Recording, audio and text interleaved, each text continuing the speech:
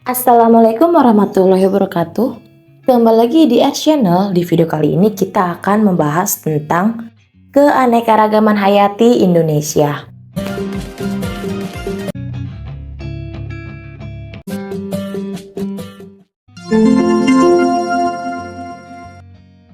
Indonesia merupakan negara kepulauan terbesar di dunia, dengan berbagai keadaan alam yang berbeda dan kekhususan kehidupan di dalamnya. Hal inilah yang menyebabkan Indonesia memiliki keanekaragaman flora, fauna, dan mikroorganisme yang tinggi. Indonesia merupakan negara mega biodiversitas. Indonesia hanya memiliki 1,3% dari total luas dataran di dunia,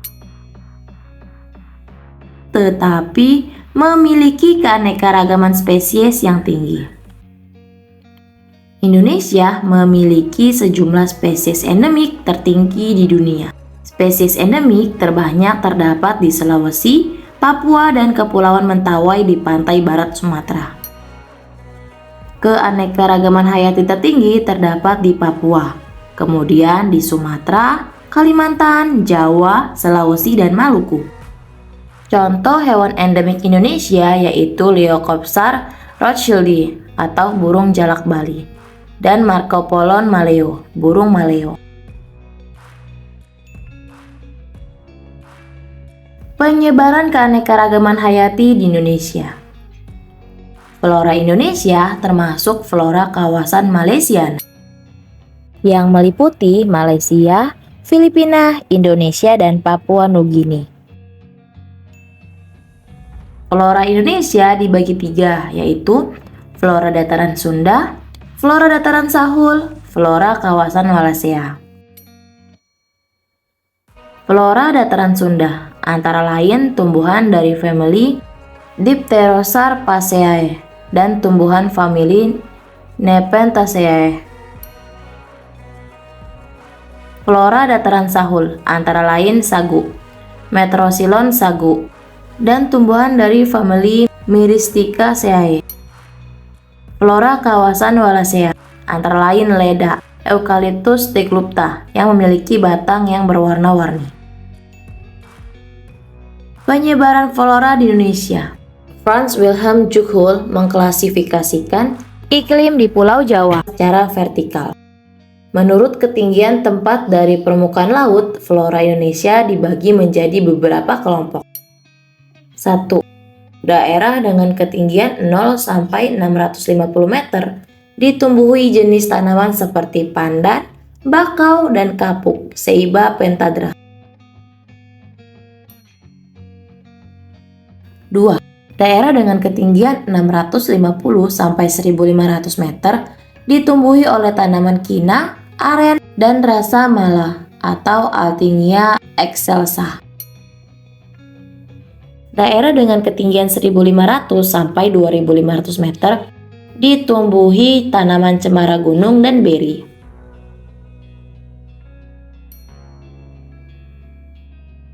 Daerah dengan ketinggian di atas 2500 meter ditumbuhi oleh tanaman seperti lumut, lichen, dan bunga edelweiss.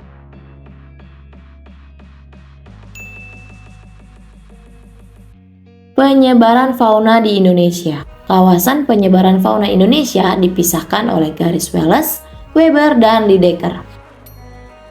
Kawasan penyebaran fauna Indonesia dibagi tiga, yaitu kawasan Indonesia bagian barat, kawasan peralihan, dan kawasan Indonesia bagian timur. Kawasan Indonesia bagian barat. Kawasan Indonesia bagian barat dibatasi oleh garis Imaginer Wallace yang terletak di antara Kalimantan dan Sulawesi, serta antara Bali dan Lombok. Jenis fauna yang ada di kawasan Indonesia bagian barat antara lain harimau, macan tutul, gajah, badak Jawa, banteng, orangutan, beruang madu, merak hijau, dan burung jalak Bali. Kawasan peralihan. Kawasan peralihan meliputi Sulawesi, Maluku, Sumbawa, Sumba, Lombok, dan Timur. Kawasan peralihan dibatasi oleh garis Wallace di sebelah barat dan garis Lydekker di sebelah timur. Pada kawasan ini terdapat peluang pencampuran antara unsur fauna oriental dan fauna australis. Jenis fauna kawasan peralihan antara lain anoa pegunungan, anoa dataran rendah, komodo, babi rusa, maleo, duyung, kuskus beruang, burung rangkong, dan kupu-kupu Sulawesi. Kawasan Indonesia bagian timur. Kawasan Indonesia bagian timur dibatasi oleh garis Lydekker yang meliputi Papua dan pulau-pulau di sekitarnya. Jenis fauna kawasan Indonesia bagian timur antara lain kanguru pohon, walabi kecil, burung kakatua raja, burung kasuari gelambir ganda, burung cendrawasih ekor pita, kasturi raja, kupu-kupu sayap burung, ular sanca hijau, dan buaya irian. Fungsi dan manfaat keanekaragaman hayati di Indonesia. Keanekaragaman hayati sebagai sumber pangan, keanekaragaman hayati sebagai sumber obat, keanekaragaman hayati sebagai sumber kosmetik, keanekaragaman hayati sebagai sumber sandang, keanekaragaman hayati sebagai sumber papan, keanekaragaman hayati sebagai sumber plasma nutfah. Yuk kita bahas keanekaragaman hayati sebagai sumber pangan. Makanan pokok penduduk Indonesia adalah beras yang berasal dari padi, jagung, singkong, ubi jalar, talas, ataupun sagu. Diperkirakan terdapat sekitar 400 jenis tanaman penghasil buah. Contohnya rambutan, Nephelium lappaceum, dan manggis, Garcinia mangostana. Selain itu, terdapat sekitar 370 tanaman penghasil sayuran, 70 jenis tanaman berumbi, dan 55 jenis tanaman penghasil rempah-rempah. Sumber makanan juga berasal dari beragam hewan darat, air tawar, dan air laut. Keanekaragaman hayati sebagai sumber obat-obatan. Beberapa tanaman obat yang berasal dari Indonesia yaitu buah merah, Pandanus conoideus, dimanfaatkan sebagai obat kanker atau tumor, kolesterol tinggi, dan diabetes. Mengkudu atau pace, Morinda citrifolia, untuk menurunkan tekanan darah tinggi.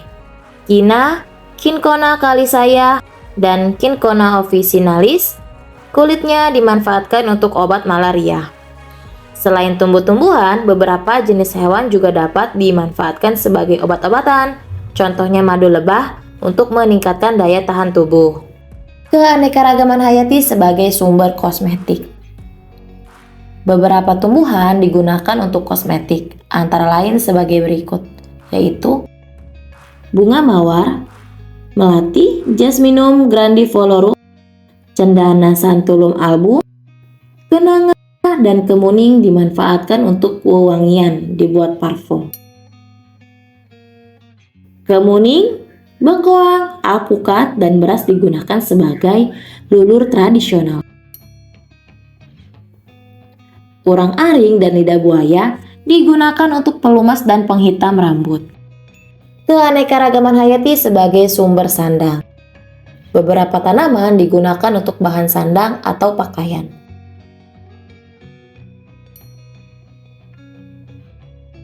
Yaitu rami, Bohmeria nivea, kapas, Gossypium arboreum, sisal, Agave sisalana, kenaf, dan jute. Dimanfaatkan seratnya untuk dipintai menjadi kain atau bahan pakaian. Tanaman labu air dimanfaatkan oleh suku Dani di Lembah Baliem, Papua sebagai bahan untuk membuat koteka, horim laki-laki. Sementara itu, untuk membuat pakaian wanita digunakan tumbuhan wen dan kem. Keanekaragaman hayati sebagai sumber papan.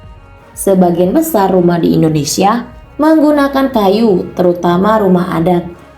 Beberapa tumbuhan yang dapat dimanfaatkan kayunya antara lain jati, kelapa, nangka, meranti, keruing, rasa malah, ulin, dan bambu. Di Pulau Timur dan Alor, daun lontar dan gebang digunakan untuk membuat atap dan dinding rumah. Beberapa jenis tumbuhan palem, Nympha fruticans, Onchosperma tigillarium, dan Onchosperma horridum juga dimanfaatkan untuk membuat rumah di Sumatera dan Kalimantan. Keanekaragaman hayati sebagai aspek budaya. Budaya nyekar pada masyarakat Jawa menggunakan bunga mawar, kenanga, kantil, dan melati. Upacara kematian di Toraja menggunakan berbagai jenis tumbuhan, misalnya limau, daun kelapa, pisang, dan rempah-rempah.